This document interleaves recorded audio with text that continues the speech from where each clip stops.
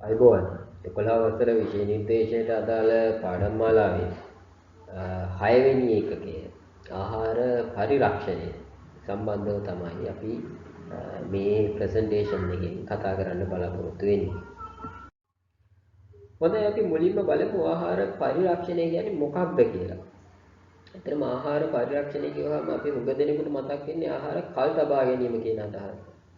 ඒ අදහසේ යම් නිවැරදි බවක් තියෙනවා හැබැයි ඒ අදහස අසම්පූර්ණයි. සම්පූර්ණ පරිරක්ෂණය කියන අදහස එන්නේ නම් ඒකට තව කොටස් ටිකක් එකතු වෙන්න ඕනේ. ඇත්තටම ආහාර පරිරක්ෂණය කියන්නේ ආහාර කල් තබා ගැනීම තමයි. හැබැයි ආහාර කල් තබා ගන්නේ කොහොමද? ආහාර නරක වෙන්න බලපාන සාධක කෘත්‍රිමව පාලනය කරගන්නවා. ආහාරයේ ස්වභාවිකවම නරක වෙනවනේ. එලිමහනේ පරිසරයේ තියලා තිබ්බොත් කොයි ආහාරය වුණත් ඒ ආහාර පවතින කාල සීමාවන් වෙනස් එක එකට ගත්තොත් නමුත් කොයි ආහාරයක් යම් කාලයක් ගියට පස්සේ නරක වෙනවා. හැබැයි නරක වෙන්න බලපාන සාධක කෘත්‍රිමව පාලනය කරලා ආහාරයේ නරක නොවි පවත්වා ගන්නවා කොහොමද? ආහාරවල පෝෂණ ගුණය. ඒ වගේම වයනය කියන්නේ අතින් අල්ලපුවාම දැනෙන මෘදු බව සහ හෝ රළු බව. සමහර ආහාර මෘදුයින් අතින් අල්ලපුවාම කේක් වගේ ඒවා මෘදු බවක් දැනෙනවා. එතකොට ඔය බිස්කට් වගේ ඒවා ඉල්ලුවොත් රළු බවක් වෙනවා. ඔන්න ඔය වයන කියන ගතිගුණේ වෙනස් නොවි. පෝෂණ ගුණයත් වෙනස් නොවි. රසය හා පෙනුම ආදී ලක්ෂණත් වෙනස් නොවි. ඒ කියන්නේ සම්පූර්ණයෙන්ම නෙමෙයි යම් තාක් දුරට සමහර ආහාර පරිරක්ෂණය කරන්න ගියාම ඔය සමහර ලක්ෂණ වෙනස් වෙනවා යම් තාක් දුරකට. නමුත් බොහෝ දුරට එම ලක්ෂණ වෙනස් නොවි පවත්වා ගනිමින් ආහාර කල්තබා ගැනීමේ ක්‍රියාවලිය තමයි ආහාර පරිරක්ෂණය කියන්නේ. එතකොට ආහාර පරිරක්ෂණය කියන එක නැවත සරලව කිව්වොත් ආහාර නරක වෙන්න බලපාන සාධකව කෘත්‍රිමව පාලනය කරලා ආහාරවල පෝෂණ ගුණය, වයනය, රසය, පෙනුම වගේ ලක්ෂණ නොවෙනස්ව පවත්වා ගැනීම ආහාර කල් තබා ගැනීම ආහාර පරිරක්ෂණය කියලා හඳුන්වන්න පුළුවන්. හොඳයි අපි ඊළඟට බලන්න යන්නේ ආහාර ද්‍රව්‍ය මෙහෙම පරිරක්ෂණය කරගන්න එකේ වැදගත්කම. ඇයි අපි මේ විදිහට ආහාර ද්‍රව්‍ය පරිරක්ෂණය කරන්න කියලා. එතකොට පළවෙනි කාරණේ තමයි ආහාර ද්‍රව්‍ය නාස්ති වෙන එක වළක්වා ගන්න. ආහාර ද්‍රව්‍ය නාස්ති වීම වළක්වලා අතිරික්තයේ ප්‍රයෝජනයට ගන්න උදව් වෙනවා ආහාර පරිරක්ෂණය මගින්. උදාහරණයක් විදිහට අපි හිතුවොත් එහෙම දැන් භෝගවල අස්වනු නෙලන කාලේ අස්වනු නෙලන කාලේට අපිට ප්‍රයෝජනයට ගන්න බැරි තරම් විශාල අස්වැන්නක් සමහර වෙලාවට ලැබෙනවා. උදාහරණයක් විදිහට කිව්වොත් කොස් ගස්වල කොස් හැදෙන කාලේට කොස් හැදිලා විශාල ප්‍රමාණයක් අපිට මේ ඔක්කොම පරිභෝජනය කරන්න බෑ. මොකද අපිට ඕම කොස් කාලා ඉවර කරන්න බෑ. ඉතින් අතිරික්තය මොකද වෙන්නේ? ඉදිලා ගස් යට වැටිලා කුණු වෙලා සත්තු කාලා විනාශ වෙලා යනවා. හැබැයි මෙන්න මේ නාස්ති වෙලා යන අතිරික්ත අස්වැන්න මොකක් හරි විදියකින් කල් තියා ගන්න පුළුවන්. අපිට කොස් නැති කාලවල වල ඒක ප්‍රයෝජනෙට ගන්න පුළුවන්. මෙන්න මේ විදිහට ආහාර නාස්ති වෙන එක වළක්වලා පරිභෝජනයට ගන්න උදව් වෙනවා ආහාර පරිරක්ෂණ ක්‍රම. ඊළඟ වාසිය තමයි හුඟා භෝග වර්ග. මම අර ඉස්සෙල්ලා කියපු කොස් ඇතුළු හුඟා භෝග වර්ග වසරේ එක්තරා කාලයක විතරයි අපිට දකින්න පුළුවන්. ඉතින් උදාහරණයක් විදිහට රමුටන්. රමුටන් අවුරුද්ද පුරාම අපිට දකින්න හම්බෙන්නේ නැහැ. මැංගුස්, දූරියන්. ඒකට අවුරුද්දේ එක කාලයක මේකේ අස්වැන්න තියෙනවා. හැබැයි අවුරුද්දේ අනිත් කාලවල මේ අස්වැන්න අපිට දකින්න හම්බෙන්නේ නැහැ. ඒකට මේ අස්වැන්න නොලැබෙන කාලවලදී පරිභෝජනය කරන්න අපිට පුළුවන්. හැදෙන කාලවලදී ඒවා පරිරක්ෂණය කරලා කල් තියාගන්න පුළුවන් වුණා නම්. එතකොට ආහාර පරිරක්ෂණයේ තව වැදගත්කමක් තමයි කාලීනව ලැබෙන කෘෂි භෝගවල අස්වනු. කාලීනව ලැබෙනවා කියන්නේ එක කාලයකට විතරයි මේවා දකින්න පුළුවන්. අස්වනු වසර පුරාම ආවිතියට ගන්න පුළුවන් වෙනවා ආහාර පරිරක්ෂණය කරලා තියාගත්තොත්. ඊළඟ කාරණේ තමයි ආහාර පරිරක්ෂණය මගින් පාරිභෝගික රුචියට සහ වෙළඳපොළ ඉල්ලුමට සරණ පරිදි ආහාර විවිධාංගීකරණය කරන්න පුළුවන්. දැන් උදාහරණයක් විදිහට කිව්වොත් එහෙම කිරි අපිට කල් තියාගන්න අමාරුයි. නිකම්ම දෝපු විදිහටම කිරි විදිහට තියාගත්තොත් දවස් දෙක තුනකින් නරක වෙලා යනවා. හැබැයි කිරි පරිරක්ෂණය කරන එක ක්‍රමයක් කල් තියාගන්න එක ක්‍රමයක් තමයි චීස් හදන එක. ඔය ළමයි ආකාරවම දන්නවා කිරි වල රස එකක් චීස් වල රස තව එකක්. කිරි බෝතලයක් දවස් දෙක තුනකට වැඩි තියාගන්න බැරි වුණාට අපිට චීස් කෑල්ලක් මාසයක් විතර වුණත් තියාගන්න පුළුවන්. එතකොට මේ කිරි කල් තියාගන්න එක ක්‍රමයක් තමයි චීස් හදනවා. ඒකට චීස් වල රසය වෙනස්. ඒකට අර කිරි සහ චීස් වල වෙනස. චීස් වලට සමහර අය කැමති. කිරි වලට අකමැති අය චීස් වලට කැමති. ඒකට ආහාර වල විවිධ රසයන්, විවිධ ස්වභාවයන් බවට පත් කරන්න පුළුවන්. ආහාර පරිරක්ෂණ ක්‍රම හරහා. එතකොට පාරිභෝගිකයාගේ ඉල්ලුම සමහර වෙලාවට කිරි වලට අකමැති කෙනා චීස් වලට කැමති වෙන්න පුළුවන්. පාරිභෝගිකයාගේ ඉල්ලුමත් මේ අනුව වෙනස් වෙනවා. වැඩි වෙන්න පුළුවන් සමහර වෙලාවට.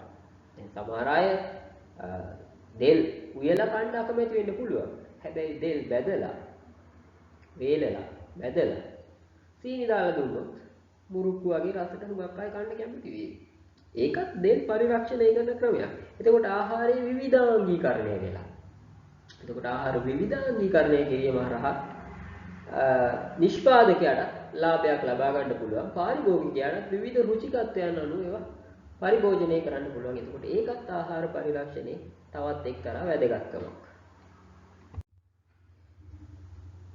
ඊළඟ වාසිය තමයි ආහාර පරිරක්ෂණය කරපු ආහාර හුඟක් ඒවා ක්ෂණිකවම භාවිතා කරන්න පුළුවන්. උදාහරණයක් විදිහට මේ රූප සටහනේ දීලා තියෙනවා පළතුරු බීම.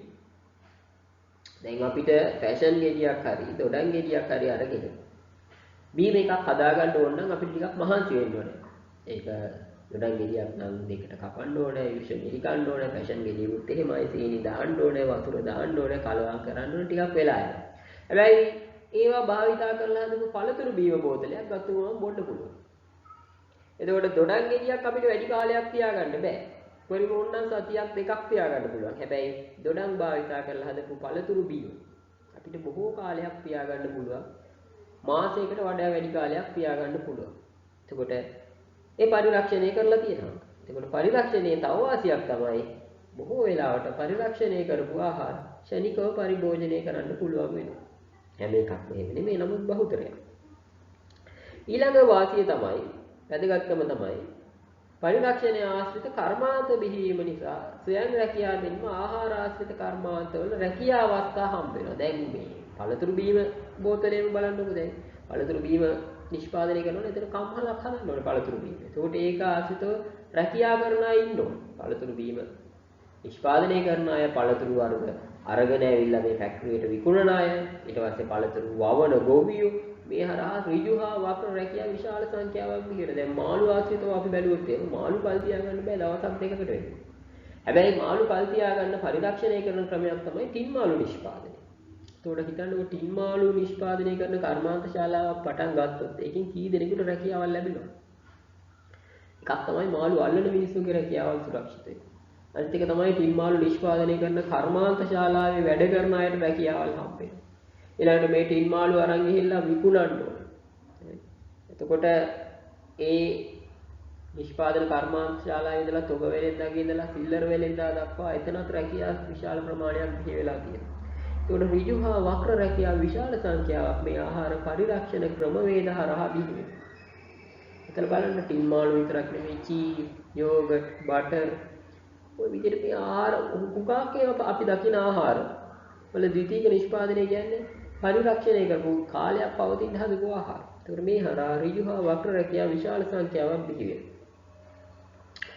ඊළඟ කාරණේ තමයි ආහාර පරිරක්ෂණය මගින් ආහාර නරක වීම අවම වෙනවා. එමගින් නරක වූ ආහාර පරිභෝජනයේදී සිදුවන රෝග වැළඳීම හා විෂ ශරීරගත වීම වළක්වා ගන්න පුළුවන්. දැන් පරිරක්ෂණය කරපු ආහාරවල හුඟක් වෙලාවට සඳහන් වෙනවා මෙන්න මේ දවස එක්ස්පයර් ඩේට් කියලා අපි කියන්නේ ඉංග්‍රීසියෙන් කල්ලිකුත් වෙන දිනේ. ඒක කල්ලිකුත් වෙන දිනේ සඳහන් කරලා තියෙනවා පරිරක්ෂණය කරපු ආහාරවල බොහෝ ඒවා. ඒකට අපිට කල්ලිකුත් වූ දිනේට පෙර ඒ ආහාරයට ගත්තොත් අපිට ලෙඩ රෝග වැළඳෙන්න තියෙන අවස්ථා හුඟක් අඩුයි. එතකොට මේ හරහා මිනිසුන්ගේ සෞඛ්‍ය පැත්තෙන් විශාල සහනයක් ලැබෙනවා ආහාර පරිරක්ෂණ කර්මාන්තේ හරහා. ඊට අමතරව මේ ස්ලයිඩ් එකේ සඳහන් නොවුණා තව වැදගත් දෙයක් තමයි ගොවියාට විශාල ලාභයක් හිමි කරගන්න පුළුවන් ආහාර පරිරක්ෂණය හරහා. මොකද ගොවියාගේ නිෂ්පාදනය ඇතැම් කාලවල අතිරික්තයක්. අපි හිතමුකෝ දැන් දෙහි කියලා. දෙහි හැදෙන කාලෙට දෙහි හැදිලා දෙහි මිල ගොඩක් පහළ යනවා. මේ දෙහි මොනවා හරි ක්‍රමයකින් පරිරක්ෂණය කරගන්න පුළුවන් වුණා නම් ඒක කූල් රූම් එකක දාලා හරි ඒක ලුණු දෙහි ඇදලා හරි මොනවා හරි ක්‍රමයකින් පරිරක්ෂණය කරගන්න පුළුවන් වුණා නම් අස්වැන්න වැඩි කාලයේදී විකුණන්න නැතුව අස්වැන්න අඩු කාලයේදී වෙළඳ පොළට නිකුත් කරන්න පුළුවන්. එතකොට ගොවියාට ඉහළ මිලක් ලබාගෙන වැඩි ලාභයක් ලබා ගන්න පුළුවන්. එතකොට ඒකත් පරිරක්ෂණයේ ලාභයක් තමයි. මොකක්ද? අතිරික්ත අස්වැන්නු අතිරික්තයකින් ඇති වෙලාවට පරිරක්ෂණය කරලා තියාගෙන වැඩි මිලක් තියෙන කාලෙට අලෙවි කරන්න පුළුවන්. ඒකත් ආහාර පරිරක්ෂණයේ එක්තරා වැදගත්කමක් සහ ලාභයක් විදිහට අපිට හඳුන්වන්න පුළුවන්. හොඳයි. ආහාර පරිරක්ෂණය කියන එක මේ තරම්ම වැදගත් නම් අපි ඊළඟට කතා කරන්නේ ඒ ආහාර පරිරක්ෂණය කරන්නේ කොහොමද? මේ තරම්ම වැදගත් දෙයක් නම් අපි ඒක කොහොමද කරන්න ඕනේ? ඒකට කොහොමද කරන්නේ කියන එකයි ආහාර පරිරක්ෂණ මූලධර්ම හරහා කතා කරන්නේ. මම කලිනුත් සඳහන් කළානේ ආහාර පරිරක්ෂණය කියන්නේ ආහාර නරක වීම වළක්වාගෙන ආහාරයේ රසය, සුවඳ, වයනය, වර්ණය වගේ ලක්ෂණත් පුළුවන් තරම් දුරට ආරක්ෂා කරගෙන ආහාර කල් තබා ගැනීම කියලා. එතකොට මොනවද මේ ආහාර නරක වෙන්න බලපාන සාධක කියලා අපි දැනගත්තොත් ආහාර නරක වීම අවම කරගන්න පුළුවන්. උදාහරණයක් විදිහට කිව්වොත් අපි දන්නවා නම් අපිට ඩෙන්ගු හැදෙන්නේ මදුරුව හරහා කියලා. එතකොට මදුරුව පාලනය කළොත් ඩෙන්ගු පාලනය වෙනවා. ඒ වගේම ආහාර නරක වෙන්න බලපාන සාධක මොනවද කියලා අපි දැනගත්තොත් අන්න ඒ සාධක අපිට පාලනය කිරීම හරහා ආහාර නරක වීම පාලනය කරන්න පුළුවන්. එතකොට ආහාර නරක වෙන්න බලපාන සාධක මොනවද කියලා සැලකුවොත් එහෙම ආහාර නරක වෙන්න බලපාන මූලික සාධක තුනක් තියෙනවා. එකක් තමයි ශුද්‍ර ජීවීන්ගේ ක්‍රියාකාරීත්වය. ඊළඟ කාර්යය තමයි ආහාරය ඇතුලේ තියෙන එන්සයිම් වල ක්‍රියාකාරීත්වය. ආහාර කියන්නේ ගාක් වෙලාවට ශාක හා සතුන්ගෙන් ගන්න කොටස්නේ අපි. බොහෝ වෙලාවට 99.9%ක්ම අපි ආහාර කියලා ගන්නේ ශාක හා සත්ව කොටස්. කාබනික ද්‍රව්‍ය. එතකොට මේවා සජීවී පද්ධති විදිහට තිබිලා තමයි අපි මේ ආහාර විදිහට වෙන් කරගන්නේ. එතකොට මේවා ඇතුලේ එන්සයිම් ක්‍රියාකාරීත්වයක් සිදු වෙනවා. එතකොට අන්නේ එන්සයිම් ක්‍රියාකාරීත්වය හන්දත් ආහාර නරක වෙන්න බලපාන. ඊළඟ එක මහා ජීවීන්ගේ ක්‍රියාකාරීත්වය. මහා ජීවීන් කියන්නේ අපේ ඇසට පෙනෙන ජීවීන් කියලා සරලව කියන්න පුළුවන්. ඔය මීයෝ, හාවෝ, ලේන්නු, ඊතෑවෝ වගේ සත්තු, කපුටෝ ආහාර වලට සිදු කරන ක්‍රියා ආහාර නරක වෙන්න බලපානවා. අපි ඒව මොනවද කියලා පස්සේ දීර්ඝව කතා කරමු. ඒතර ඔන්න ඔය සාධක තමයි මූලිකවම ආහාර නරක වෙන්න බලපාන. එතකොට මෙන්න මේ සාධක නම් ආහාර නරක වෙන්න බලපාන්නේ මේ සාධක වළක්වා ගත්තොත් අපිට ආහාර නරක වීම වළක්වා ගන්න පුළුවන්. එහෙමනම් ආහාර පරිරක්ෂණ මූලධර්ම ගොඩ නැගිලා තියෙන්නේ මෙන්න මේ සාධක පදනම් කරගෙන. ඒ කියන්නේ මේ සාධක නැවැත්වීම පදනම් කරගෙන තමයි ආහාර පරිරක්ෂණ මූලධර්ම ගොඩ නැගිලා තියෙන්නේ. හොඳයි. දැන් මේ තියෙන්නේ අර මම ඉස්සෙල්ලා විස්තර කරපු ආහාර පරිරක්ෂණ මූලධර්මම නැවත ප්‍රස්තාරාත්මක විදිහට එහෙම නැත්නම් රූප සටහන් ආකාරයට පෙන්වලා තියෙන රූප සටහන. මම ඉස්සෙල්ලත් විස්තර කළානේ ආහාර නරක වෙන්න බලපාන ප්‍රධාන හේතු තුනක් තියෙනවා කියලා. එකක් තමයි ශුද්‍ර ජීවීන්, දිලීර, බැක්ටීරියා වගේ ශුද්‍ර ජීවීන්ගේ ක්‍රියාකාරීත්වය. එතකොට ඒගොල්ලන්ගේ ක්‍රියාකාරීත්වය හන්දා ආහාර නරක වෙනවා නම් අපිට කරන්න පුළුවන් එක දෙයක් තමයි ඒගොල්ලන්ගේ ක්‍රියාකාරීත්වය ආහාර මත ශුද්ධ ජීවීන්ගේ ක්‍රියාකාරීත්වය නවත්වන එක. ඒගොල්ලෝ ඉන්න පුළුවන් හැබැයි ඒගොල්ලෝ ක්‍රියාකාරී නැහැ. ඒක එක ක්‍රමයක් ආහාර ආරක්ෂා කරගන්න මේ ශුද්ධ ජීවීන්ගේ ආහාර නරක වීම වළක්වා ගන්න. අනිත් ක්‍රමය තමයි අපිට ශුද්ධ ජීවීන් ආහාරයට එන එක වළක්වන්න පුළුවන්. තව ක්‍රමයක්. එතකොට බලන්න මේ ශුද්ධ ජීවීන් කියන සාධකයේ ගත්තොත් එහෙම අපිට ඒ හරහා ආහාර පරිරක්ෂණ මූලධර්ම දෙකක් දකින්න පුළුවන්. එක ක්‍රමයක් තමයි ආහාරයේ මත ඉන්න ශුද්ධ ජීවීන්ගේ ක්‍රියාකාරීත්වය වළක්වනවා. අනිත් ක්‍රමය තමයි ආහාරයේ ශුද්ධ ජීවීන් එකතු වීම වළක්වනවා. පේනව නේද? ආහාර නරක වෙන්න බලපාන හේතු හඳුනාගෙන ඒ හරහා ආහාර පරිරක්ෂණ මූලධර්ම ගොඩ නැගිච්ච විදිය. ඊළඟ ආහාරය නරක වෙන්න බලපාන හේතු විදිහට මම කියේ ආහාරයේ පවතින අභ්‍යන්තර එන්සයිම් වල ක්‍රියාකාරීත්වය. දැන් උදාහරණයක් විදිහට ඇපල් ගෙඩියක් එහෙම කපලා ඉදිරියෙන් තිබ්බොත් එහෙම ඔයාලට දකින්න පුළුවන් වෙයි ඇපල් ගෙඩිය අර ලස්සන දිලිසෙන සුදු පැහැය ටික වෙලාවකින් නැතුව ගිහිල්ලා දුඹුරු පාටක් ගන්නවා. ඒකට අපි කියනවා පාට පිපෙනවා කියලා. ඔය දේ සිද්ධ වෙන්නේ ආහාරයේ තියෙන අභ්‍යන්තර එන්සයිම බාහිර පරිසරයත් එක්ක ක්‍රියාකාරී වෙලා. ලොවි ගෙඩියක් කපලා තිබ්බත් ඔය දේම අපිට දකින්න පුළුවන්. එතකොට අනේ එන්සයිම් වල ක්‍රියාකාරීත්වය හන්ද ආහාර නරක වෙන්න බලපානවා. එන්සයිම් වල ක්‍රියාකාරීත්වය කොහොමද නවත්තන්නේ? එකක් තමයි අපිට එන්සයිම් අක්‍රිය කරන්න පුළුවන්. ඔන්න එක ආහාර පරිරක්ෂණ මූලධර්මයක්. එහෙම නැත්නම් එන්සයිම් අක්‍රිය කරන්න අමාරු නම් එන්සයිම් ප්‍රතික්‍රියා කරන වේගය අඩු කරන්න පුළුවන්. ඔන්න තව ආහාර පරිරක්ෂණ මූලධර්මයක්. ඊළඟට මම කියන්නේ මහා ජීවීන්ගෙන් හානි වෙන්න පුළුවන් ආහාර වලට කියලා ඔය මීයෝ වෙන්න පුළුවන්, ගුල්ල ගහන්න පුළුවන්, නැත්නම් ලේන්නු කන්න පුළුවන්, රඹුටන් වගේ දේවල්. ඒතකොට කොහොමද ආහාර නරක වීම වළක්වා ගන්නේ? එකක් ආහාරයේ මහා ජීවීන් ජීවත් වීම වළක්වනවා. ඔය ගබඩාවල, පිටිගෝනිවල ගුල්ලෝ වෙන එක වළක්වන්න නොයෙකුත් උපක්‍රම යොදනවානේ. රසායනික ද්‍රව්‍ය යොදනවා, ධූමකරණය කරනවා. ඒ දේවල් කරන්න පුළුවන්. ආහාර මත මහා ජීවත් වීම වළක්වන්න. ඒක එක මූල ධර්මයක්. එහෙම නැත්නම් ආහාර වලට මහා ජීවි ඇතුල් වීම වළක්වනවා. දැන් ওই රඹුටන් ගස් වල ටක බඳින්නේ. ඊට පස්සේ දැල් දාන්නේ රඹුටන් ගස් වලටයි. ලේන්නු වවුල වෙන එක නවත්තන්න. මහා ජීවි ඇතුල් වීම වළක්වනවා. ඊළඟට ගබඩාවල මීයෝ එනවට සීල් කරන්නේ ගබඩාවල්. ඒ ආහාරයට මහා ජීවි ඇතුල් වීම වළක්වනවා. ඒක තව ආහාර පරිරක්ෂණ මූල ධර්මයක්. එතකොට බලන්න මේ ආහාර නරක වීමට බලපාන හේතු හඳුනාගෙන ඒ හේතු වලට පිළියම් විදියට අපි යොදන දේවල් තමයි අපි ආහාර පරිරක්ෂණ මූල ධර්ම විදියට හඳුන්වන්නේ.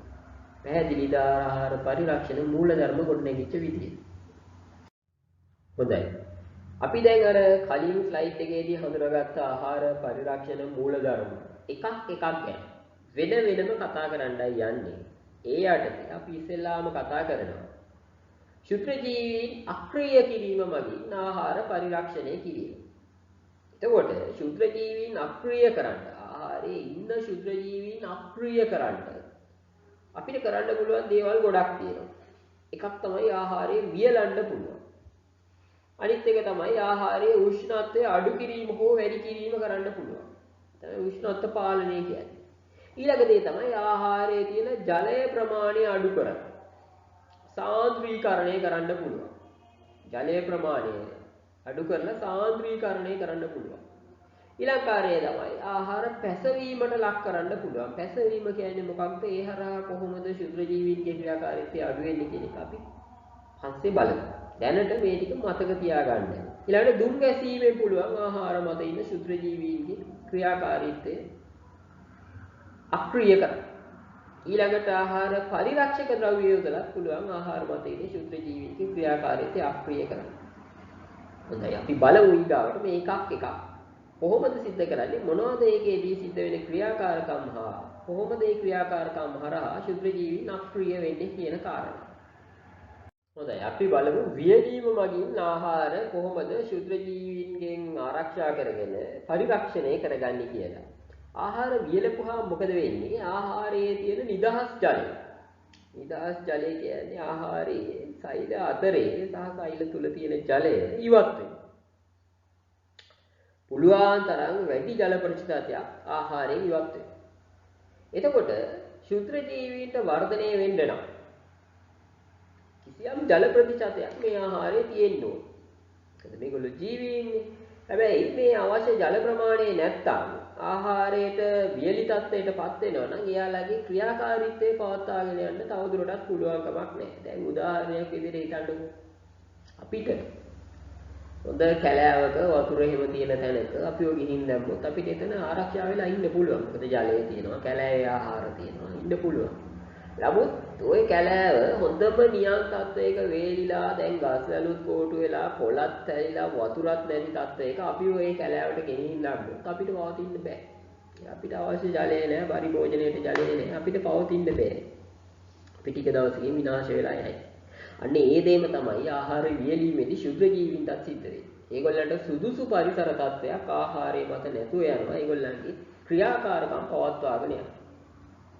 ඒකට ආහාරය ඒ විදිහට ශුද්‍ර ජීවීන්ගෙන් ආරක්ෂා වෙලා ආහාර නරක වීමෙන් තොරව වැඩි කාලයක් පවත්වා ගන්න පුළුවන්. මේ උදාහරණයක් විදිහට මම මේ රූප සටහනෙන් දාලා තියෙනවා මේ කොස් වේලලා හදපු අටු කොස්.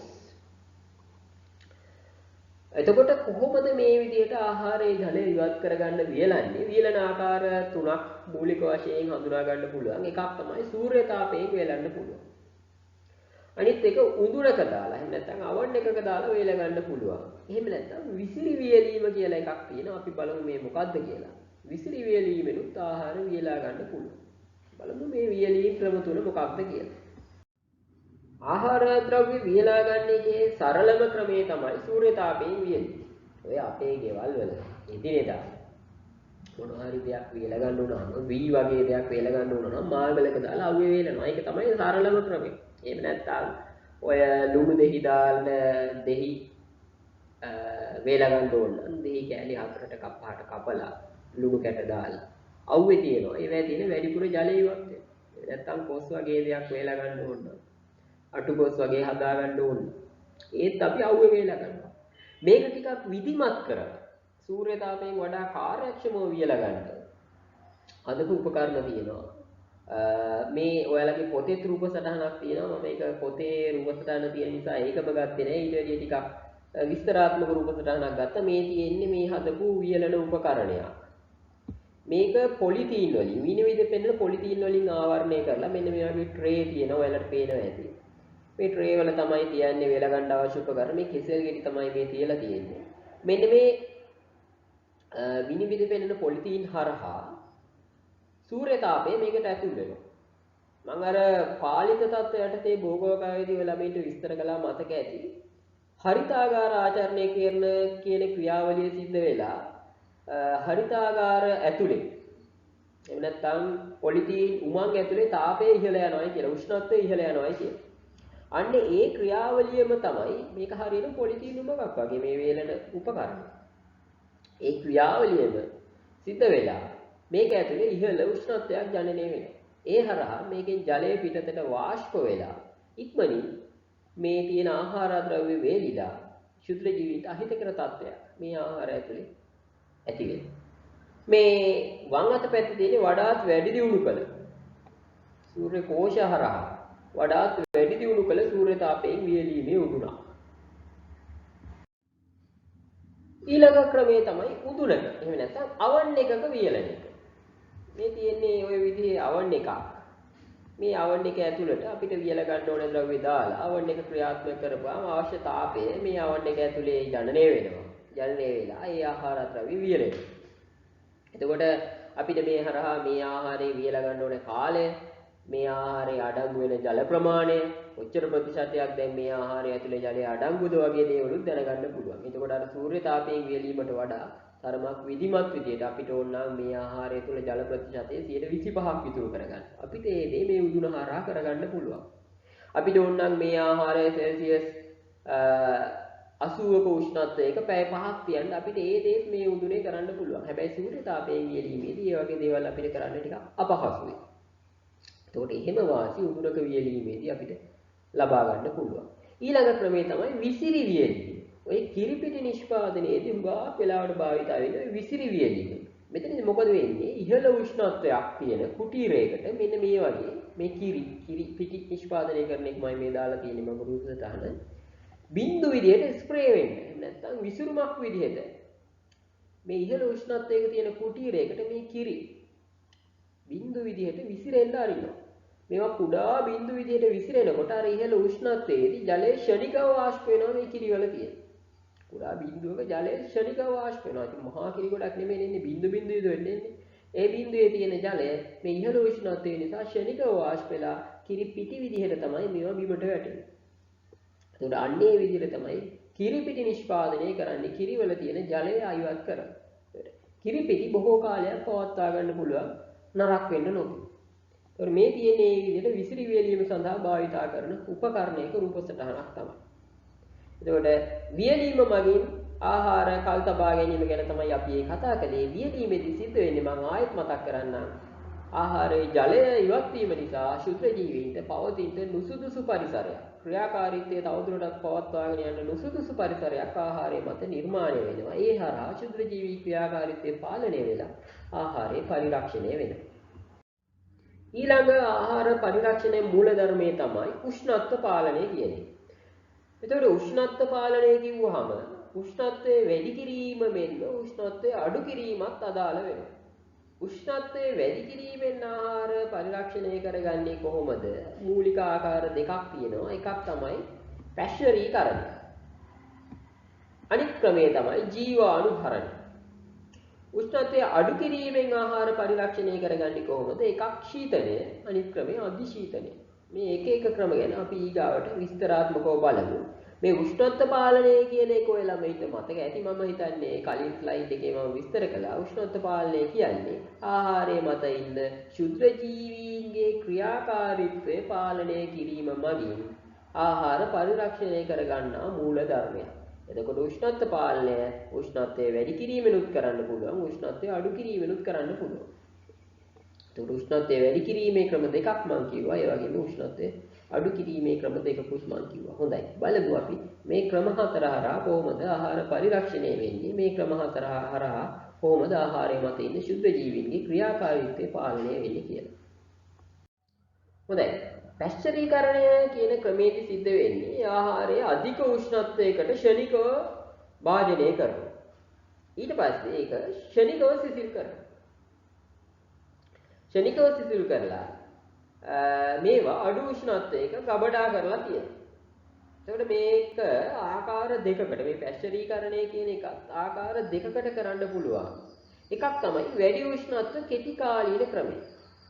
මේකෙදි මොකද කරන්නේ? ආහාරයේ සෙල්සියස් 72ක උෂ්ණත්වයකට තප්පර 15ක් රත් කරනවා. රත් කරලා ක්ෂණිකව ආයේ සෙල්සියස් 10 දක්වා සිසිල් කරනවා. සිසිල් කරලා බෝතල් වල ගබඩා කරලා මේ හුඟා වෙලාවට පැශ්චරීකරණය කරන්නේ කිරි තමයි පැශ්චරීකරණය කරන්නේ. බෝතල් වල ගබඩා කරලා සිසිල් කරලා සිසිල් පරිසරයක තියලා තියන්න පුළුවන්. ඊළඟ ක්‍රමය තමයි අඩු උෂ්ණත්ව දිගු කාලීන ක්‍රමය. මේදී දැන් මේ බලන්න මේකෙදි සෙල්සියස් 62කට තමයි රත් කරන්නේ. 62කට හැබැයි වැඩි කාලයක් විනාඩි 30ක කාලයක් රත් කරනවා. කලින් ක්‍රමයේදී සෙල්සියස් 72ක උෂ්ණත්වයකට තප්පර 15ක කාලයක් තමයි රත් කළේ. මෙතන සෙල්සියස් 62ක උෂ්ණත්වයකට විනාඩි 30ක කාලයක් රත් කරලා ක්ෂණිකව සෙල්සියස් 10ට සිසිල් කරනවා. සිසිල් කරලා මේවා බෝතල් වල සීල් කරලා සිසිල් පරිසරයක තියාගෙන ආහාර වැඩි කාලයක් පවත්වා ගන්න පුළුවන්. හැබැයි මේ පැශ්චරීකරණයේදී බලමු කොච්චර කාලයක් තියාගන්න පුළුවන්ද කියලා. සාමාන්‍යයෙන් පැශ්චරීකරණය කරපු ආහාරය දින 7ක් 10ක් විතර කාලයක් තමයි ශීතකරණයක තියලත් නරක නොවි තියාගන්න පුළුවන්. විශේෂයෙන්ම ওই පැශ්චරීකරණය කරපු කිරි. එහෙම වෙන්නේ ඇයි? ආහාරය ඉහළ උෂ්ණත්වයකට රත් කරද්දී ඉහළ උෂ්ණත්වයට ඔරොත්තු නොදෙන ශුද්ධ ජීවීන් විනාශ වෙනවා. ක්ෂණිකව පහළ උෂ්ණත්වයකට ගේනකොට පහළ උෂ්ණත්වයට ඔරොත්තු නොදෙන ශුද්ධ ජීවීන් විනාශ වෙනවා. හැබැයි මේ ශුද්ධ ජීවීන් විනාශ වුණාට ඒගොල්ලන්ගේ බීජාණු අපි සරලව කියමුකෝ බිත්තර කියලා. බිත්තර කියන කතාව වැරදි. නමුත් අපි සරලව මෙතනදී තේරුම් ගන්න කියමු මේ ශුද්ධ ජීවීන්ගේ බිත්තර කියලා. මේවා බොහොම තද ආවරණයකින් ආවරණය වෙලා තියෙන්නේ අහිතකර පරිසර තත්ත්වයන්ට ඔරොත්තු දෙන්න. එතකොට ඒවා විනාශ වෙන්නේ නැහැ. ඒවා යම් කාලයක් තිබිලා නැවත ශුද්ධ ජීවීන් බවට පත් වෙන්න පුළුවන්. එතකොට අර හිතකර පරිසර තත්ත්වයක් ලැබුණොත් වහාම මේක නැවත ශුද්ධ ජීවීන් බවට පත් වෙන්න පුළුවන්. ශීතකරණයක තියන අද තමයි දින 7ක් 10ක් විතර තියාගන්නත් පුළුවන් මේ. එතකොට ඒක හන්දා මේ පැශ්චරීකරණයට ලක් කරපු ආහාර ඒ තරම් දීර්ඝ කාලයක් තියාගන්න අමාරුයි. දැන් සාමාන්‍ය කිරි බෝතලයක් නම් අපිට දවස් දෙකකට වැඩි දවසකට දෙකකට වැඩි තියාගන්න බෑනේ. දෙවෙනි දවස් එනකොට නරක වෙනවා. හැබැයි පැශ්චරීකරණය කළා දින 7ක් 10ක් විතර තියාගන්න පුළුවන්. නමුත් එතනින් එහා තියාගන්න බෑ. ඇයි? ශුද්ධ ජීවීන් විනාශ වුණාට සහ මුලින්ම ඒගොල්ලන්ගේ බීජාණු විනාශ වෙන්නේ නැහැ. සහ මුලින්ම ඉන්න සියලු ශුද්ධ ජීවීන් විනාශ වෙන්නේ නැහැ. මොකද 72කට වඩා ඉහළ උෂ්ණත්වයට ඔරොත්තු දෙන අය ඉන්න පුළුවන් මෙතන. සෙල්සියස් 10ට වඩා පහළ උෂ්ණත්වයට ඔරොත්තු දෙන අය ඉන්න පුළුවන්. ඉතින් අපිට පුළුවන් මෙතනදී එහෙනම් සෙල්සියස් 100ට 150ට 200ට රත් කරලා සෙල්සියස් ඍණ ගණන් වලට සිසිල් කරන්න. ඇයි එහෙම නොකරන්නේ? එහෙම නොකරන්නේ කිරිවල තියෙන්න ඕනේ පෝෂණ ගුණයන්. මම කියවනේ ආහාර පරිරක්ෂණය කියන්නේ සම්පූර්ණයෙන්ම කල් තබා ගැනීම විතරක් නෙමෙයි කියලා. පෝෂක ගුණය, රසය, වයනය වගේ ලක්ෂණත් ආරක්ෂා කරගන්න ඕනේ කියලා. අන්න ඒ නිසා තමයි සෙල්සියස් 72ක හෝ 62ක වගේ උෂ්ණත්වයකට රත් කරන්නේ සෙල්සියස් 10කට අඩු උෂ්ණත්වයකට සිසිල් නොකරන්නේ. ඊළඟ උෂ්ණත්ව පාලන ක්‍රමය තමයි ජීවාණුහරණය කියන්නේ. උෂ්ණත්වය වැඩි කිරීමෙන් ආහාර පරිරක්ෂණය කරන ක්‍රමය තමයි ජීවාණුහරණය කියන්නේ. මේකෙදි ඉහළ පීඩනයක් සහ ඉහළ උෂ්ණත්වයකට ආහාර ද්‍රව්‍ය ලක් කරනවා, විශේෂයෙන්ම කිරි. අපි හිතමු කිරි සෙල්සියස් අංශක 121ක උෂ්ණත්වයකට රත් කරනවා. වර්ග සෙන්ටිමීටරයකට කිලෝග්‍රෑම් 5ක පීඩනයක් යටතේ. විනාඩි 15ක කාලයක් මේ විදිහට රත් කරපුවාම මේ ආහාරයේ ඉන්න සියලුම ශුද්ධ ජීවීන් වගේම මම අර කියපු ඒගොල්ලන්ගේ බීජාණුත් විනාශ වෙනවා. ඒකට දැන් මේක සම්පූර්ණයෙන්ම ජීවීන්ගෙන් තොරයි. ඒක හන්ද තමයි මේක කියන්නේ ජීවාණු හරණය කියලා. එතකොට දැන් ආයේ මේකට ශුද්ධ ජීවීන් එනවනම් එන්න පුළුවන් බාහිර පරිසරයෙන් නිසා බාහිර පරිසරයෙන් එන එක වළක්වන්න මේවා සීල් කරනවා. මෙහෙම සීල් කළාට පස්සේ ආයේ අභ්‍යන්තර පරිසරයේ ආහාරය තුල ශුද්ධ ජීවීන් නැති හන්දා මේවා අසුරලා මුද්‍රා තිබ්බට පස්සේ මාස 8ක් 12ක් වශයෙන් අවුරුද්දක විතර කාලයක් නරක නොවි තියාගන්න පුළුවන්. අපි ඔය කියන්නේ කල්කිරි කියලා. කල්කිරි බෝතල් කඩවල තියෙන ෆ්‍රිජ් එකේ දාලත් නැහැ. නමුත් බොහෝ කාලයක් තියාගන්න පුළුවන්. ඇයි ඒවා ජීවාණුහරණය කරලා නිසා. එතකොට ජීවාණුහරණයදී කරන්නේ ආහාරය තුල ඉන්න සම්පූර්ණයෙන්ම ශුද්ධ ජීවීන් අයින් කරලා දාන එක. ඊළඟ උෂ්ණත්ව පාලන කිරීම මගින් ආහාර පරිරක්ෂණය කරන ක්‍රමය තමයි උෂ්ණත්වය අඩු කිරීම. උෂ්ණත්වය අඩු කිරීමේ ක්‍රම දෙකක් මම කිව්වා. එකක් තමයි ශීතනය, අනිත් එක අධිශීතනය. මෙතනදී අපි කතා කරන්නේ ශීතනය ගැන. ශීතනයේදී කරන්නේ ආහාරයේ සෙල්සියස් අංශක 4ක විතර උෂ්ණත්වයක් යටතේ ගබඩා කරලා තියෙන්නේ. ශීතකරණය. අපේ ගෙවල් වල තියෙන ෆ්‍රිජ් වල ආහාර පරිරක්ෂණය වෙන්නේ මේ ක්‍රමය හරහා. ඒකට ආහාර දින කීපයක් විශේෂයෙන්ම එළවලු පළතුරු වගේ ආහාර දින කීපයක් නරක නොවී තියාගන්න මේ ක්‍රියාවලිය හේතු වෙනවා. මෙතනදී ශුද්‍ර ජීවීන් සම්පූර්ණයෙන්ම විනාශ වෙන්නේ නැහැ. මෙතනදී වෙන්නේ ශුද්‍ර ජීවීන්ගේ ක්‍රියාකාරීත්වය අඩපණ වෙනවා. මොකද ඒගොල්ලන්ගේ ක්‍රියාකාරීත්වයට සුදුසු ප්‍රශස්ත උෂ්ණත්වයක් නෙමේ මේ ශීතකරණ ඇතුලේ තියෙන්නේ. සෙල්සියස් 4ක විතර උෂ්ණත්වයක් ඒක හන්දා. විශේෂයෙන්ම ශුද්‍ර ජීවීන්ගේ ක්‍රියාකාරීත්වය ඒගොල්ලන්ගේ එන්සයිම් වල ක්‍රියාකාරීත්වය උෂ්ණත්වය අඩු වෙනකොට එන්සයිම් වල ක්‍රියාකාරීත්වයත් අඩු වෙනවායි කියලා මම හිතන්නේ විද්‍යාවට ඉගෙනගෙන ඇති. අඩු වෙනවා. ඊට අමතරව මේ ආහාර ඇතුලේ තියෙන එන්සයිම් වල ක්‍රියාකාරීත්වයත් අඩු වෙනවා. එතකොට එළවලු මේරීම, පළතුරු ඉදීම වගේ දේවල් මේ හරහා නතර වෙනවා. එතකොට උෂ්ණත්වය අඩු කිරීමෙන් ශීතනය කිරීමෙන් ආහාර නරක නොවි ටික කාලයක් පරිරක්ෂණය කරගන්න පුළුවන්. මේක අධික උෂ්ණත්වයකට සිසිල් කරා නම් මේ ශුද්ධ ජීවිත අයින්ම කරන්න තිබ්බනේ.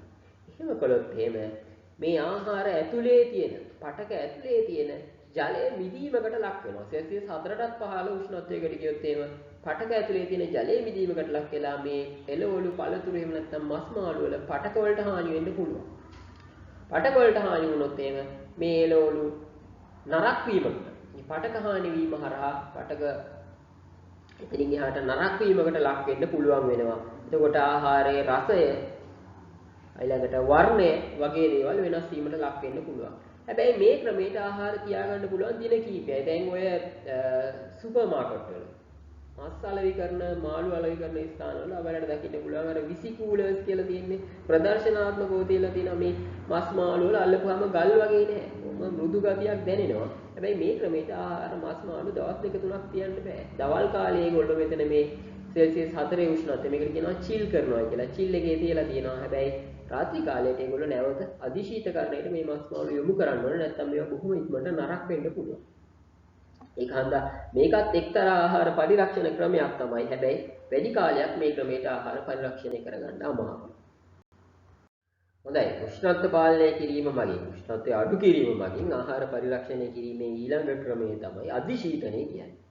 බලන්න මේකෙදී අර කලින් වගේ නෙමෙයි උෂ්ණත්වය ගොඩක්ම අඩු කරනවා. උෂ්ණත්වය බිඳුවටත් පහළ ගිහින් ඍණ 18ක උෂ්ණත්වයක ආහාර ගබඩා කරලා තියන්නේ. එතකොට උෂ්ණත්වය ජලයේ මිදෙන උෂ්ණත්වයටත් වඩා අඩු උෂ්ණත්වයක තමයි ගබඩා කරලා තියෙන්නේ. එතකොට මෙතනදී ශුද්ධ ජීවීන්ගේ ක්‍රියාකාරීත්වය සම්පූර්ණයෙන්ම නතර වෙනවා. සම්පූර්ණයෙන්ම නතර වෙලා ආහාර හුඟා කාලයක් මේ හරහා තියාගන්න පුළුවන් ওই මස් මාළු වගේ જાති. අධිශීතකරණ වල දාලා මාස ගණන් තියාගන්න පුළුවන්. එතකොට මේ හරහා ආහාර නරක නොවි ශුද්ධ ජීවීන්ගේ ක්‍රියාකාරීත්වය සම්පූර්ණයෙන්ම නවත්තලා වැඩි කාලයක් තියාගන්න පුළුවන් වෙනවා. හොඳයි. ක්ෂුද්‍ර ජීවීන් ආහාරය මත ක්‍රියාකාරී වෙන එක වළක්වලා ආහාර පරිරක්ෂණය කිරීමේ මූල ධර්මයේ යටතේ භාවිතා වන ඊළඟ ක්‍රමය තමයි සාන්ද්‍රීකරණය.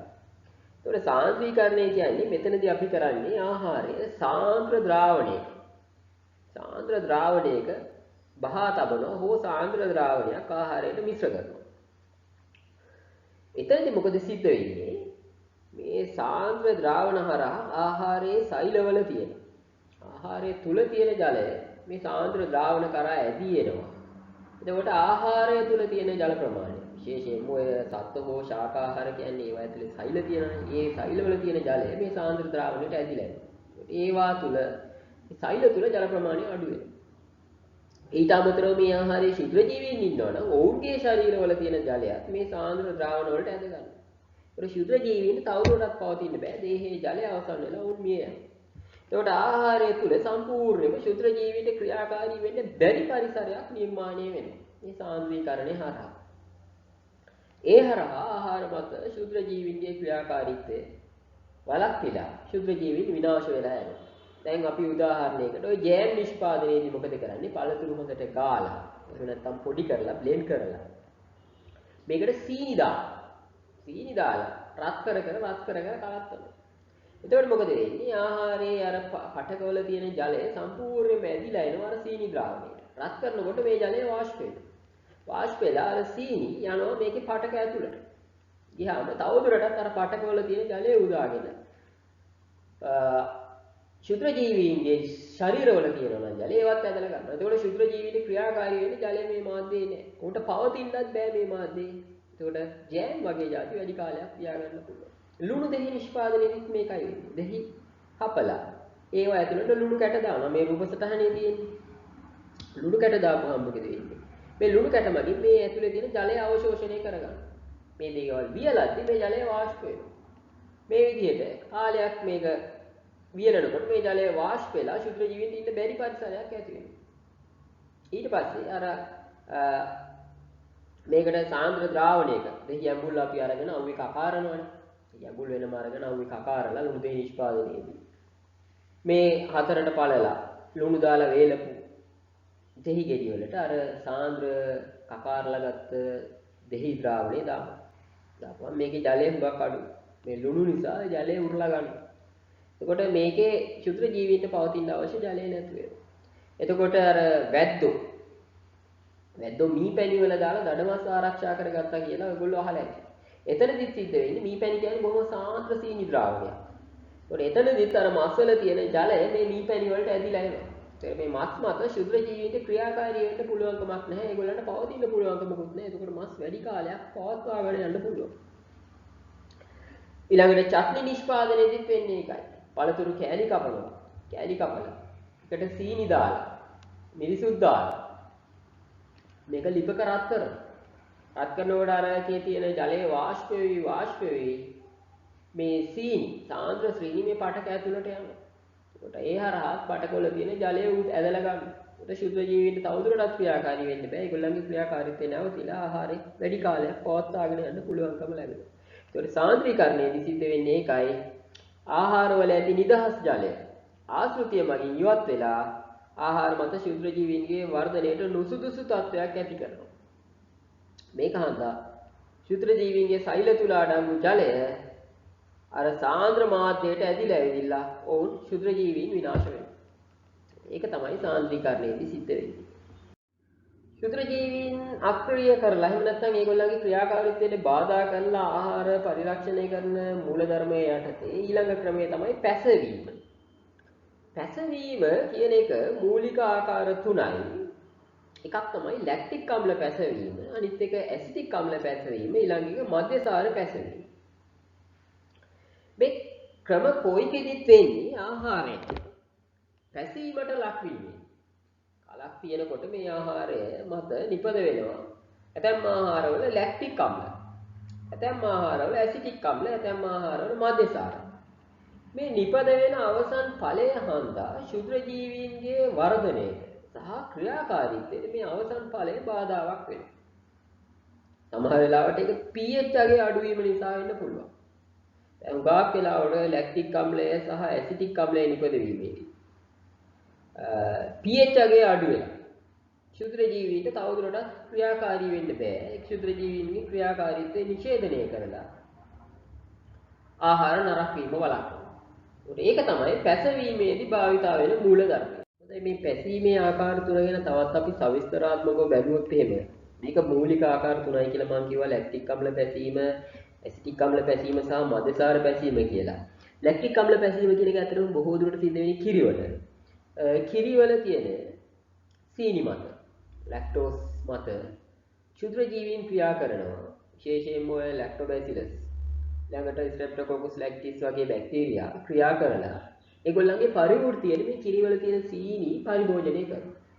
ඒකේ අතුරු ඵලයක් විදිහට නිපදෙනවා ලැක්ටික් අම්ලය. මේ ලැක්ටික් අම්ලය නිසා මේ ආම්ලික බව හන්දා කිරි මොකද වෙන්නේ කැටි ගැසෙනවා. ඒක හන්දා තමයි අපිට දකින්න පුළුවන් කිරිවල ඝන ස්වභාවයක් යෝගර්ට් වල චීස් වල මුදවාපු කිරිවල. ඇත්තටම එතකොට කොහොමද ආහාරය කල් තියාගන්න පුළුවන්? දැන් අපිට කිරි වීදුරුවක් ගත්තොත් දවසකට වැඩි තියාගන්න අමාරුයි. නමුත් මුදවාපු කිරි එකක් යෝගර්ට් එකක් පරිරක්ෂක ද්‍රව්‍ය නොදැම්මත් අපිට දවස් දෙක තුනක් තියාගන්න පුළුවන්. එහෙම වෙන්නේ ඇයි? මේ ලැක්ටික් අම්ලය ආම්ලිකයි. ඒක හන්දා මාධ්‍යයේ pH අගය අඩු වෙනවා. අඩු වුණාම මොකද වෙන්නේ? තවදුරටත් අර ආහාර නරක වෙන්න හේතු වෙන ශුද්ධ ජීවිත ක්‍රියාකාරී වෙන්න බෑ මේ ආම්ලික මාධ්‍යය. ඒක හන්දා ආහාරය පරිරක්ෂණය වෙනවා. කාලයක් තියාගන්න පුළුවන් වෙනවා. ඊළඟට මධ්‍යසාර පැසීමේදී වෙන්නේ දැන් අපි හුඟක් වෙලාවට රා නිෂ්පාදනය ගත්තොත් එහෙම පොල් වලින් හරි කිතුල් වලින් හරි මලකින් ගන්න ප්‍රයෝග විශේෂණේ අතර මේකේ තියෙන සුක්‍රෝස් වැඩි හරියක්. මේ සුක්‍රෝස් මත ඔය යීස්ට් වගේ දිලිර එහෙම නැත්නම් ඇස්පර්ජිලස් වගේ අය ක්‍රියාකාරී වෙලා මේගොල්ලෝ ඒගොල්ලන්ගේ පරිවෘත්තියට මේකේ තියෙන සුක්‍රෝස් යොදාගෙන ඒකේ අතුරු ඵලයක් විදිහට නිපදවනවා. මධ්‍යසාර. එහෙම නැත්නම් එතිල් ඇල්කොහොල්. මෙන්න මේ එතිල් ඇල්කොහොල් තමයි අපි ඔය රා විදිහට එහෙම නැත්නම් වයින් විදිහට බියර් විදිහට වෙන් කරගන්නේ. පාන් නිෂ්පාදනය වෙන්නේ අර අපි පිටි අනලා තිබ්බා. ඒ මත මේ යීස්ට් කියන ශුද්‍ර ජීවියා ක්‍රියාත්මක වෙලා එයාගේ පරිවෘත්තියේදී පිට කරන කාබන් ඩයොක්සයිඩ් නිසා පාන් තුල සිදුරු විශාල ප්‍රමාණයක් ඇති වෙනවා. මොකද මෙයා ස්වායු ශෝෂණය කරන්නේ. ඒකට පාන් ගෙඩියන පිපිලා විශාල විදිහට දකින්න පුළුවන් වෙනවා. ඊළඟට මේ ඇසිඩික් අම්ල පැසීම ගත්තොත් එහෙම ඇත්තටම මේක දැන් මම කිව්වනේ අර ෆ්ලෝයම් විෂය පිටුල් මලකින් හෝ පොල් මලකින් ගන්න ෆ්ලෝයම් විෂය අපි ඔකට කියනවා තෙලිදිය කියලා. මේ තෙලිදිය වල තියෙන සුක්‍රෝස්. මේ සුක්‍රෝස් යීස්ට් වගේ අයගේ ක්‍රියාකාරීත්වය හන්දා එතනෝල් බවට පත් වෙලා රා බවට පත් වෙනවා. මේක තවදුරටත් ශුද්‍ර ජීවීන්ගේ ක්‍රියාකාරීත්වයට පත් වෙන්නේ ඇයි? ඇසටෝබැක්ටර් වගේ ශුද්‍ර ජීවීන් මේ මත ක්‍රියාකාරී වෙලා මේ රා එහෙම නැත්නම් එතනෝල් පත් කරනවා ඇසිටික් අම්ලය බවට. එතකොට හැදෙන්නේ විනාකිරි වගේ නිෂ්පාදන. මේ විනාකිරි ඇඹුල් රසයි. ඒ ඇඹුල් වෙන්නේ මේ ඇසිටික් අම්ලය ආම්ලිකයි. ආම්ලික හන්දම මම ඉස්සෙල්ලා විස්තර කළා වගේ ලැක්ටික් අම්ල පැසීමේදී මාධ්‍යයේ pH අගය අඩු වෙනවා. තවදුරටත් අහිතකර ශුද්‍ර ජීවීන්ගේ ක්‍රියාකාරීත්වය මේ මාධ්‍ය තුල එතකොට සිද්ධ වෙන්නේ නැහැ. ඒක හන්දා ආහාරේ පරිරක්ෂණය වෙනවා. එතකොට පැසීම මගින් ආහාර කල් තියාගන්න කොට පැසීම මගින් ආහාර කල් තියා ගැනීමේදී පැසීම ආකාර තුනයි කියලා මම කිව්වා. එකක් තමයි ලැක්ටික් අම්ල පැසීම, ඇසිටික් අම්ල පැසීම සහ මධ්‍යසාර පැසීම. මේ ක්‍රම තුනේදීම වෙන්නේ ආහාරය මත ශුද්‍ර ජීවීන්ගේ ක්‍රියාකාරීත්වයට බාධා එල්ල වෙලා ආහාරය පරිරක්ෂණය කර ගැනීමේ මූල ධර්මය තමයි. ඊළඟ ආහාර පරිරක්ෂණ ක්‍රමය තමයි දුම් ගැසීම. මේක මේ අලුතෙන් හොයාගත්තු ක්‍රමයක් නෙමෙයි. මේ ක්‍රම අලුත් ක්‍රම නෙමෙයි. අතීතේ නම් පැවතෙන ක්‍රම. නමුත් දැන් මේකෙදි සිද්ධ වෙන දේ විද්‍යාත්මකව විස්තර කිරීමක් තමයි කරන්නේ. ඒතකොට දුම් ගැසීමේදී මොකද කරන්නේ? ආහාර වලට දර පිළිස්සපුවාම එන දුම ලක් කරනවා මේ ආහාර වලට වදින්න සලස්වනවා. එතකොට මේ ආහාර වටා ආරක්ෂිත පටලයක් මේ දුම් මගින් ගොඩනගනවා. ඒකෙන් එකක් තමයි ශුද්ධ ජීවීන් ආහාරයට ඇතුල් වීම වළක්වනවා. අනිත් කාරණේ තමයි මේ දුම් වැදීම නිසා ආහාරයේ තියෙන ජලය ඉවත් වෙනවා. උෂ්ණත්වය නිසා ආහාරයේ තියෙන ජලය ඉවත් වෙලා ශුද්ධ ජීවීන්ගේ වර්ධනයක් අඩාල වෙනවා. එතකොට ඊට අමතරව මේ දුම් වලින් ආහාරයට ආවේනික රසයක් දුම් රසයකුත් ලැබෙනවා. දැන් අතීතයේදී ඔකට පාවිච්චි කළේ දුම කියලා තිබුණා. මේ උඳුන් වලට ලිප් වලට උඩින් පොඩි මැස්සක් වගේ ගහලා අර ලිප් වලින් පිට එන දුම අර දුම් මැස්සට වදී. වාක් වෙලාවට කොස් වේලලා දාපු. ඊට පස්සේ ඕකේ බඩ ඉරිඟු කරල් එල්ලලා තියන්න පුළුවන්. ඊට අමතරව කජු වගේ ගෝණියක් දාලා තියන්න පුළුවන්. ඒතකොට මොකද වෙන්නේ? මේ දුම වදිනකොට අර උෂ්ණත්වය හන්ද ජලයත් අයින් වෙනවා. ඒවත් අමතරව අර දුම් වලින් ආවරණ පටලයක් හදනවා. ශුද්ධ ජීවීන්ගේ ක්‍රියාකාරීත්වයක් පාලනය වෙනවා. විශේෂයෙන්ම ඔය මේ මාළු වගේ දේවල් දුම් ගැස්සවීමෙන් මාළු වලට ආවේනික රසයක් දුම් රසයක් ලබා දෙන්න පුළුවන්. ඊට අමතරව හැම් නිෂ්පාදනයේදී ධූමකරණය කියන එක සිද්ධ වෙනවා. ඒ ආවේනික රසයක් ලබා දෙන්න. හැබැයි අතීතයේදී මේක ආවේනික රසය ලබා දීමටත් වඩා ශුද්ධ ජීවීන් ආරක්ෂා කරගන්න භාවිතා වෙච්ච ක්‍රමයක් විදිහට දුම් ගැසීම හඳුන්වන්න පුළුවන්. ශුද්ධ ජීවීන්ගේ ආහාර මත ක්‍රියාකාරීත්වය පාලනය කරලා ආහාර පරිරක්ෂණය කරන ඊළඟ ක්‍රමය තමයි රසායනික ද්‍රව්‍ය. එහෙම නැත්නම් ඒවට කියනවා පරිරක්ෂක කියලා. පරිරක්ෂක එකතු කිරීම. මේ පරිරක්ෂක සමහර වෙලාවට මිනිස්සුන්ට විෂ වෙන්න පුළුවන්. අධික ප්‍රමාණයෙන් භාවිතා කළොත් ඒක මිනිසාටත් විෂ සහිත වෙන්න පුළුවන්. ඒක හන්දා ආහාර නිෂ්පාදකයෝ නියමිත අනුපාතයේ සහ සුදුසු පරිරක්ෂක එකතු කරන එක ඉතාමත්ම වැදගත් ආහාර නිෂ්පාදන කර්මාන්තයේ. පරිරක්ෂක බොහෝ ඒවා මිනිසාට විෂ නොවුනට ශුද්ධ ජීවීන්ට විෂ සහිතයි. එතකොට පරිරක්ෂක වලින් මොකද කරන්නේ? ශුද්ධ ජීවීන්ට ජීවත් වෙන්න නුසුදුසු පරිසරයක් ආහාරය මත ගොඩනගනවා. ඒ හරහා ආහාරය නරක නොවි කාලයක් පවත්වාගෙන යන්න පුළුවන් වෙනවා. එතකොට ආහාර පරිරක්ෂක වලට උදාහරණ අපි කතා කළොත් පොටෑසියම් මෙටාබයිසල්ෆයිඩ්, සෝඩියම් මෙටාබයිසල්ෆයිඩ් වගේ දේවල් පළතුරු බීම නිෂ්පාදනයේදී භාවිතා වෙනවා. ඊළඟට බෙන්සොයික් අම්ලය යීස්ට් වගේ දිලීර විනාශ කරන්න භාවිතා වෙන හන්දා පළතුරු පල්ප කරන තැන්වල සිසිල් බීම ජෑම් වගේ දේවල් නිෂ්පාදනය කරන තැන්වල භාවිතා වෙනවා. මොකද යීස්ට් දිලීරය පළතුරු පල්ප මත නැත්නම් ජෑම් මත යීස්ට් මත ක්‍රියා කළොත් සීනි ද්‍රාවණනේ. ඒකට යීස්ට් වලට පුළුවන් මේ හරහා ක්‍රියාකාරී වෙලා අර කලින් කිව්වා වගේ මධ්‍යසාරය නිපදවන්න. පැසීමකට ලක් කරලා මධ්‍යසාරය නිපදවන්න පුළුවන්. එතකොට පළතුරු පල්ප මත මධ්‍යසාරය නිපදවුණොත් ආහාරවල අර තියෙන අපි පළතුරු වියෝගී බෝතලයකින් මධ්‍යසාර අපේක්ෂා කරන්නේ නෑනේ. අර ගුණාත්මක බව නැතුව ගිහිල්ලා ගුණාත්මක බව පිරිහීමකට ලක් වෙන්න පුළුවන්. එතකොට ඒ විදිහට ආහාරවල ශුද්ධ ජීවී ක්‍රියාකාරීත්වයන් වළක්වා ගන්න, යීස්ට් වල ක්‍රියාකාරීත්වයන් වළක්වා ගන්න බෙන්සොයික් අම්ලය භාවිතා කරනවා. යීස්ට් වල ක්‍රියාකාරීත්වය වළක්වා ගන්න. ඊළඟට මස්වල ආවේනික රෝස පාට දිගින් දිගටම පවත්වාගෙන යන්න සෝඩියම් නයිට්‍රයිඩ් හා සෝඩියම් නයිට්‍රේට් භාවිතා කරනවා. විශේෂයෙන්ම ඔය හැම් නිෂ්පාදනය කරනකොට හැම් වල අර පෙත්තක් කපුවාම ලස්සන රෝස පාටට තියෙනවා. අන්න ඒ වගේ ආවේනික රෝස පහය පවත්වාගෙන යන්න එන්සයිම් ක්‍රියාකාරී වෙලා අර රෝස පහේ නැති වේග වළක්වා ගන්න සෝඩියම් නයිට්‍රයිඩ් හා සෝඩියම් නයිට්‍රේට් භාවිතා වෙනවා. හැබැයි නැවත අවධාරණය කරන්න ඕනේ ආහාර පරිරක්ෂක ද්‍රව්‍ය භාවිතා කරනකොට නිර්දේශිත රසායනික ද්‍රව්‍ය නියමිත අනුපාතයටම භාවිතා කරන එක ඉතාමත් වැදගත්. මොකද අවශ්‍ය ප්‍රමාණයට වඩා භාවිතා කළොත් මේක මිනිසාටත් හානිකර තත්ත්වයන් නැති කරන්න පුළුවන් හන්දා.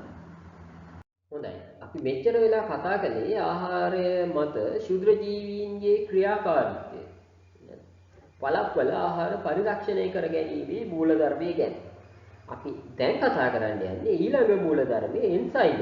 මම කියවනේ ආහාර නරක වෙන්න බලපාන සාධක තුනක් තියෙනවා කියලා. එකක් ශුද්ධ ජීවී ක්‍රියාකාරීත්වය, අනිත් එක ආහාරයේ අභ්‍යන්තර එන්සයිම් වල ක්‍රියාකාරීත්වය, ඊළඟ එක මහා ජීවී. අපි දැන් ඔය කතා කරන්නේ දෙවෙනි කාරණේ ගැන. එන්සයිම් අක්‍රිය කිරීම මගින් ආහාර පරිරක්ෂණය කිරීම ගැන. එතකොට එන්සයිම ක්‍රියාකාරී වුණාම ආහාර පරිභෝජනය කළ නොහැකි තත්ත්වයට පත් වෙන්න පුළුවන් කියලා මම කලිනුත් විස්තර කළා. මම අර කිව්වේ ඇපල් ගෙඩියක් කපලා තිබ්බාම ඒක මතු පිට පෘෂ්ඨයේ බාහිර වායු ගෝලයට නිරාවරණය වුණාම කහට පිපීමක් වෙන්න පුළුවන්. ඊළඟට අපි කොළයනෝඩු කඩලා ගෙනත් තිබ්බොත් එහෙම ඒවා ඉදීමකට ලක් වෙන්න දකින්න පුළුවන්. ඔය ගොටු කොළ මිටියක් කඩලා ගෙනත් තිබ්බොත් ඊළඟට ගෝවා එහෙම ගෙනල්ලා අපේ ගෙදර තියලා තිබ්බොත් රාවු ගෙනල්ලා ගෙදර තියලා තිබ්බොත් ඒවා ඉදීමකට ලක් වීම අපිට දකින්න පුළුවන් වෙනවා. එතකොට ඒ වගේ දේවල් සිද්ධ වෙන්නේ හරි අභ්‍යන්තර එන්සයිම් වල ක්‍රියාකාරීත්වය හැම. එතකොට මේ අභ්‍යන්තර එන්සයිම් ක්‍රියාකාරී වෙන්න නම් එන්සයිම් වලට ක්‍රියාකාරී වෙන්න සුදුසු පරිසරයක් තියෙන්න ඕනේ. මොකක්ද සුදුසු පරිසරය? ප්‍රශස්ත උෂ්ණත්වය සහ ප්‍රශස්ත ආර්ද්‍රතාවය නැත්නම් ජලීය මාධ්‍ය. මාධ්‍යයක් පවතින එක. එතකොට මේක පාලනය කරන්න නම් අර ප්‍රශස්ත උෂ්ණත්වය සහ ප්‍රශස්ත මාධ්‍යයක පැවතීම අපිට පාලනය කරන්න වෙනවා. ඒක පාලනය කිරීම හරහා අපිට පුළුවන් ආහාරයේ එන්සයිම ක්‍රියා කිරීම මගින් ආහාරයේ තත්ත්වය වෙනස් වෙන එක වළක්වලා ආහාරය පරිරක්ෂණය කරගන්න. එතකොට කොහොමද එන්සයිම අක්‍රිය කරන්නේ? එකක් තමයි මම කියවනේ ජලීය මාධ්‍ය මේකට හේතු වෙනවා කියලා. ප්‍රශස්ත ජල තත්ත්වයක් පවතින එක. ඒකට එකක් පුළුවන් අපිට වියලන්න පුළුවන්. ඊළඟ කාරණේ මම කියවනේ උෂ්ණත්වය මගින් කියලා. එතකොට ඒක වළක්වා ගන්න අපිට මේක ශීතලය කරන්න එහෙම නැත්නම් අධිශීතලය කරන්න පුළුවන්. එහෙමත් නැත්නම් මේ ආහාරයේ තියෙන අභ්‍යන්තර එන්සයිම අක්‍රිය කරන්න අපිට කරන්න පුළුවන් තව ක්‍රියාවලියක් තියෙනවා. ඒකට කියනවා බ්ලාන්චීකරණය කියලා. අපි බලමු මොනවද මේ ක්‍රියාවලිය කියලා. දැන් අපි වියලීම ගැන නම් කතා කළානේ. වියලීම ගැන කලින් අර ශුද්ධ ජීවීන් පාලනය කිරීම යටතේ දීර්ඝව කතා කළා.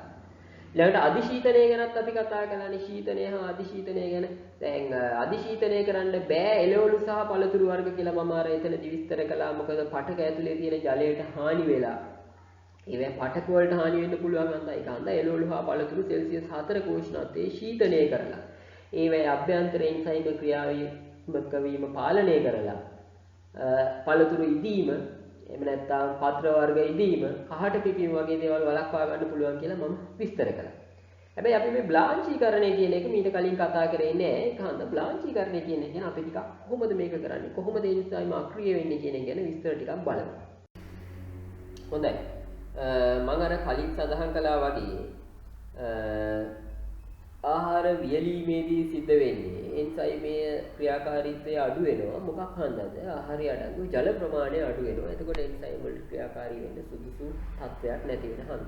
ඊළඟට ශීතනයේදී හෝ අධිශීතනයේදී සිද්ධ වෙන්නේ ආහාරයේ සුදුසු උෂ්ණත්වයක් නැහැ එන්සයිම් වලට ක්‍රියාකාරී වෙන්න. මොකද උෂ්ණත්වය අඩු වෙන එන්සයිම් ක්‍රියාකාරීත්වය අඩු වෙලා අන්තිමට එන්සයිම් ක්‍රියාකාරීත්වය නතර වෙනවා. එතකොට ආහාරවල පවතින තත්ත්වයේ වෙනස් වීමක් සිද්ධ වෙන්නේ නැතුව යම් තාක් කාලයක් ආහාරය පරිරක්ෂණය කරගන්න පුළුවන්. බ්ලාන්චීකරණයේදී මොකද සිද්ධ වෙන්නේ? මෙතනදී එන්සයිම් ක්‍රියාකාරීත්වය නවත්වනවා. කොහොමද? ආහාරය ශනිකව ඉහළ උෂ්ණත්වයකට ලක් කරනවා. ලක් කරලා ඊට පස්සේ නැවත ශනිකව පහළ උෂ්ණත්වයකට ලක් කරනවා. මෙතනදී එන්සයිම් වල ක්‍රියාකාරීත්වය නතර වෙනවා. එතකොට මොකද වෙන්නේ? හැබැයි ආහාරවල අර තියෙන වර්ණය, රසය, පෙනුම, වයනය නරක වෙනස් වෙන්න තරම් වෙලාවක් මේ ආහාර ඉහළ උෂ්ණත්වයේ තියාගන්නේ නැහැ. ශනිකව පහළ උෂ්ණත්වයට ගේනවා. එතකොට අර ආහාරවල තියෙන නැවුම් බව එලෙසින්ම පවතිනවා. මොකද අපි දන්නවා දැන් එළවලු පළතුරු වගේ දේවල් කැපුවොත් කැපුම් පෘෂ්ඨයේ තියෙන එන්සයිම සහ බාහිර වායු වල තියෙන ඔක්සිජන් ප්‍රතික්‍රියා කරලා කැපුම් පෘෂ්ඨ අවපහ වෙනවා. නමුත් එහෙම වීමක් මේ බ්ලාන්චීකරණයේදී සිද්ධ වෙන්නේ නැහැ. මොකද එන්සයිම ශනිකව අක්‍රිය කරලා තියෙනවා. එතකොට එන්සයිම අක්‍රිය කිරීම හරහා බ්ලාන්චීකරණය මගින් ආහාර කල් තබා ගන්න පුළුවන්. අර නැවුම් පෙනුම සහ ඒ ආහාරවල තියෙන රසය, වයනය වගේ ලක්ෂණ ඒ විදිහටම ආරක්ෂා කරගෙන. මම මේ වීඩියෝ එකක් ඇඩ් කරලා තියෙනවා බ්ලාන්චීකරණය කරන්නේ කොහොමද කියලා. පොඩ්ඩක් ඒක බලමු.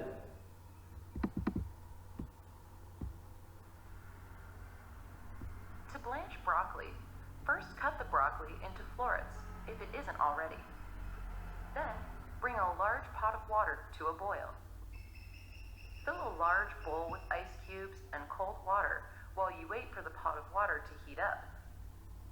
Next, add the broccoli florets to... මේ බලන්න. මේ බ්‍රොකෝලි කොටස් වලට කපලා මේක සාමාන්‍ය පරිසරයේ තිබ්බනම් මේ කැපුම් පෘෂ්ඨ අවපැහැවෙන්න පුළුවන්. නමුත් මේක ඉහළ උෂ්ණත්වයේ තියෙන ජලයට ශනිකව දාන්න. Water and let them cook for 2 to 3 minutes. විනාඩි 2යි 3යි The තියන්න. florets are done when they're නැවත very අරගෙන tender and bright green. නැවත Use මේව a අරගෙන slotted spoon to transfer the florets from the pot to the bowl of ice water. ඔන්න දානවා ශනිකව සිසිල් ජලයට. මේ අයිස් වතුරට දාන්න. ශනිකව සිසිල් කරනවා. Will stop the cooking මේ process හරහා so the එන්සයිම florets අක්‍රිය stay වීම crunchy. සිද්ධ වෙනවා. When they've cooled completely, drain the broccoli florets into a column සම්පූර්ණයෙන්ම සිසිල් වුණාම මේ ජලය ඉවත් කරලා and dry them with a මේවා paper towel. පැක් කරලා භාවිතයට ගන්න පුළුවන්. මේ ක්‍රමයට අපිට ආහාර බ්ලාන්චීකරණයට ලක් කරන්න පුළුවන්. ඊළඟ ආහාර පරිරක්ෂණ මූලධර්මය තමයි ආහාර මත මහා ජීවීන්ගේ ක්‍රියාකාරීත්වය වළක්වනවා. විශේෂයෙන්ම මහා ජීවීන් ක්‍රියාකාරී වෙන්නේ ධාන්‍ය, ඔය මාෂකෝක, එළවලු, පළතුරු ආදීට කෘමීන්, ඊළඟට කුරුල්ලෝ, ඊළඟට ශීරපාය, ඊළඟට කෘන්තකයෝ, ඒ කියන්නේ මීයෝ, ලේන්නු වගේ සත්තු. හානි කරපුවාම තමයි ආහාර පරිභෝජනයට ගත නොහැකි විදිහට විනාශ වෙලා යන්නේ. එතකොට ඒගොල්ලන්ගේ හානි වළක්වාගෙන විශේෂයෙන් මේගොල්ලෝ ආහාරය මත ක්‍රියාත්මක වෙන එක වළක්වන්න මම ඉස්සෙල්ලත් විස්තර කළා. ආහාර මත ඉන්න එක වළක්වන්න ගුල්ලෝ වගේ අය ඉන්නවනම් ධූමකර්ණයට ලක් කරලා ඊට පස්සේ රසායනික ද්‍රව්‍ය හරහා ඒගොල්ලන් විනාශ කරන්න ඉවත් කරන්න පුළුවන්. ඊළඟට ආහාරයට මේගොල්ලෝ ළඟා වෙන එක වළක්වන්න. මම කිව්වා ලේන්නු වගේ අය අයින් කරන්න ටක බැඳලා රඹුටන් ගස් වලට එහෙම නැත්නම් දැල් දාලා නැත්නම් අපි දැකලා තියෙනවා රඹුටන් ආරක්ෂා කරගන්න ඔය මල්ලාන් ප්‍රදේශවල ලයිට් රාත්‍රී කාලේදී දාලා තියෙනවා වවුලන්ගෙන් ආරක්ෂා කරගන්න. ඒ වගේ මහා ජීවීන්ගේ හානි ආරක්ෂා කරගන්න. ඊළඟට දැන් ආහාර ආරක්ෂා කරන දැන් කූඹිය සීනි බෝතල් වලට කූඹිය වෙදින්න. ඇහුවොත් එහෙම අපිට ආහාරය පරිභෝජනය කරගන්න බෑ. වැඩි කාලයක් පවත්වාගෙන යන්නත් බෑ. ඒගොල්ලෝ විශ්ව වුණොත් ඒක පාවිච්චි කරන්නත් බෑ. ඒකට සරල තාක්ෂණයන් මේ සඳහා භාවිත වෙන අපි සීනි බෝතල් වගේ දේවල් ජල භාජනයක් මත කූඹි උගුල් කියලා කියන්නේ ජල භාජනයක් මත තියලා තියෙනවා. එතකොට ජලය හරහා කූඹින් දෙන්න අමාරුයි. මේ වගේ සරල තාක්ෂණයන් භාවිත වෙනවා මහා ජීවීන් ආහාරය මතට ළඟා වීම සහ ආහාරය මත ක්‍රියාකාරී වීම වළක්වා ගන්න. ඒක ගැන අපි ඒ තරම් දීර්ඝව කතා කරන්න යන්නේ නැහැ. මොකද එදිනෙදා භාවිත වෙන සරල කාරණාවක් වෙන හින්දා.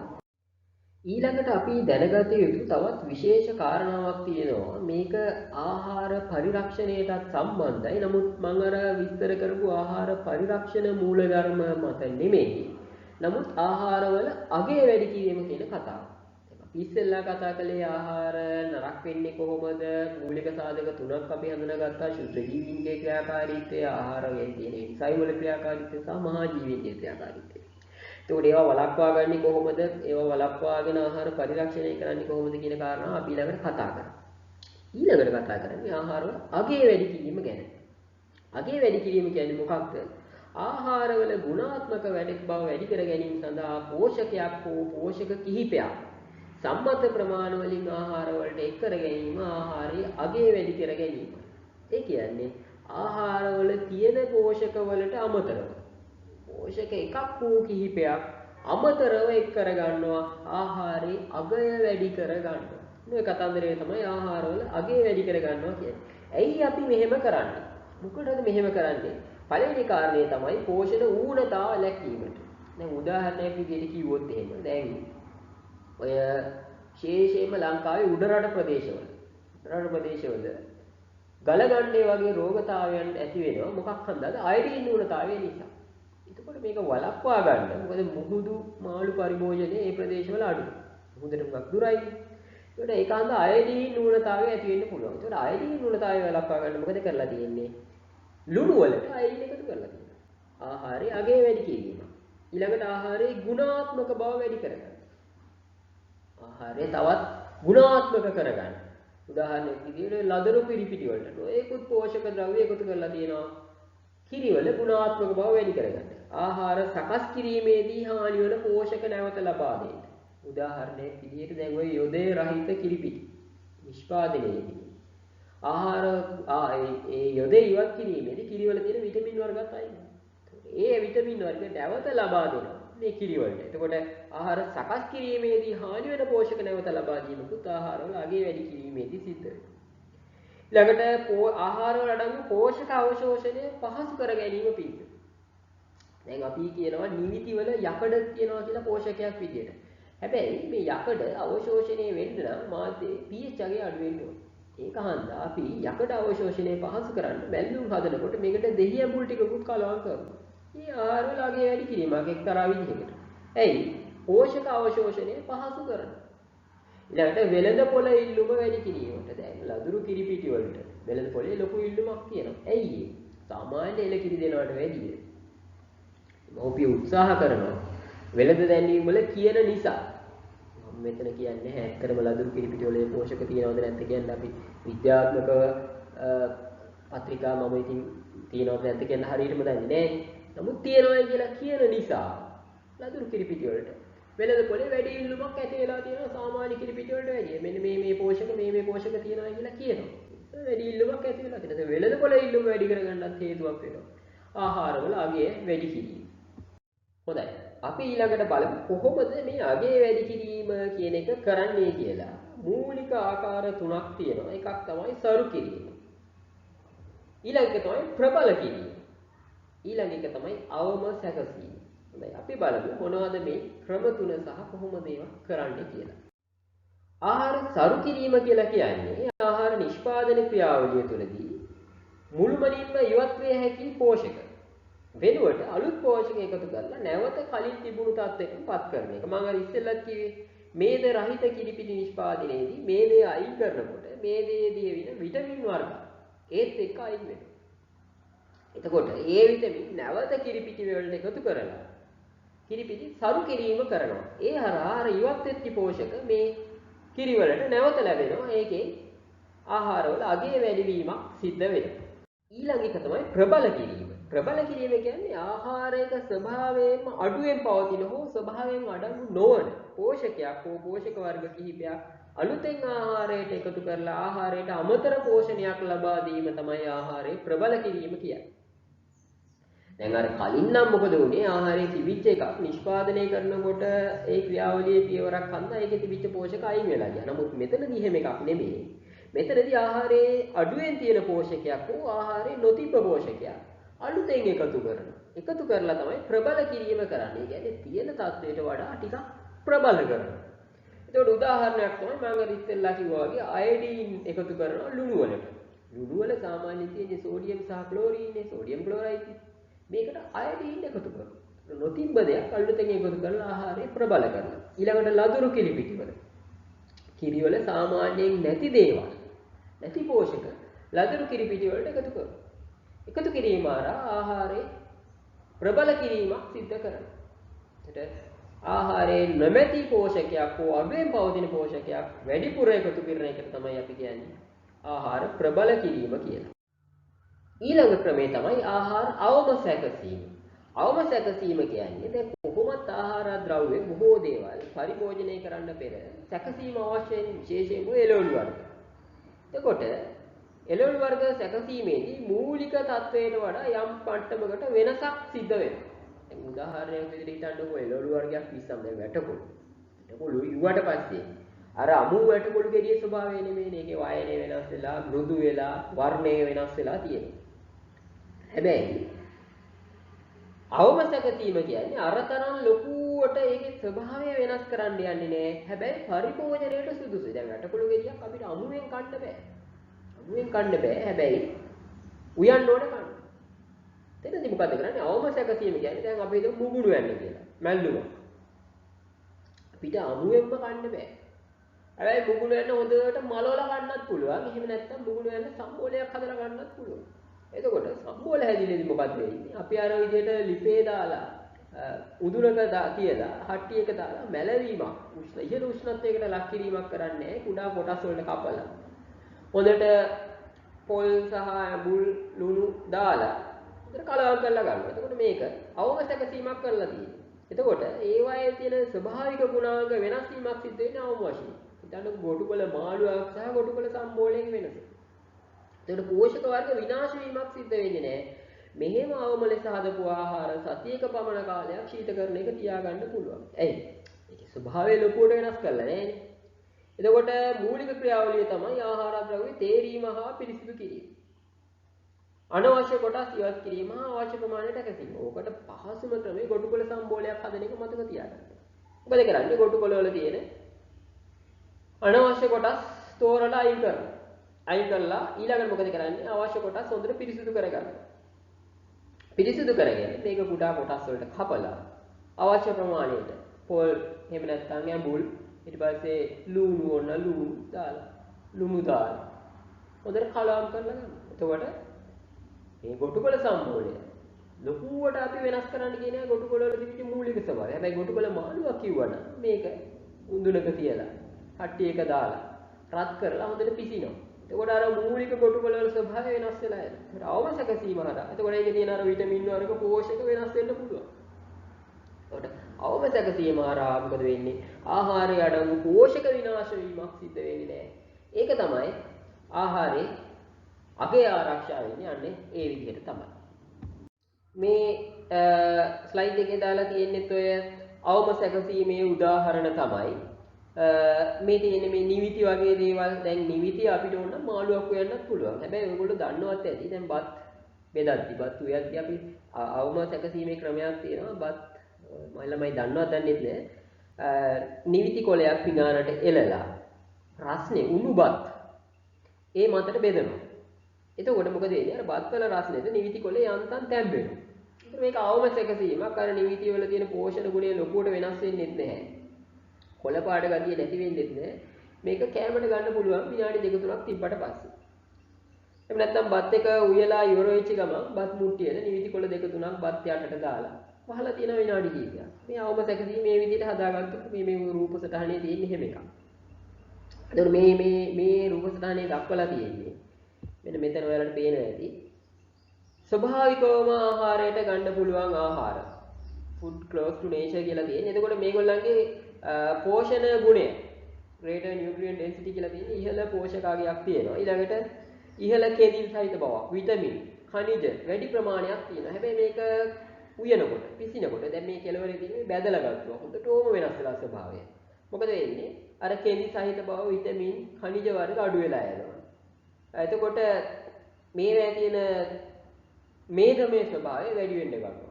සීනි ගතිය, මේද ගතිය, ඊළඟට ලුණු ප්‍රමාණය වැඩි වෙන්න ගන්නවා. එතකොට ඒවා ශරීරයට අහිතකර වෙනවා. අධික ප්‍රමාණ වලින්, අධික සාන්ද්‍රණ වලින් දිගින් දිගටම භාවිතා කරනවා. ඉතින් ඒක තමයි ආහාර අවම සැකසලා පරිභෝජනය කරන එකේ වැදගත්කම. ආහාර වලින් වඩා වැඩි පෝෂක අගයක් අපේ ශරීර වලට ලබා ගන්නත් පුළුවන්. අහිතකර ශරීරයට අධික ප්‍රමාණ වලින් අහිතකර වෙන මේදය, සීනි සහ ලුණු වගේ දේවල් අපිට පාලනය කරගන්නත් පුළුවන්. හැකිතරම් අවම සැකසීමෙන් ආහාර පරිභෝජනය කරලා food close to nature කියන තත්ත්වයෙන් නැත්නම් ස්වභාවික තත්ත්වයෙන්ම ආහාරයට ගන්න ආසන්න තත්ත්වය. ස්වභාවික තත්ත්වයෙන් හැම එකක්ම ආහාරයට ගන්න බෑනේ. දැන් ගොටුකොළ මිටියක් අපිට නිකන් අරගෙන කන්න බෑනේ. සම්බෝලයක් හදලා කන්න පුළුවන්. අනේ වගේ තමයි ආහාර අවම සැකසීමේ වැදගත්කම වෙන්නේ ආහාර වල අගේ වැඩි කිරීමේ එක්තරා ක්‍රමයක් විදිහට.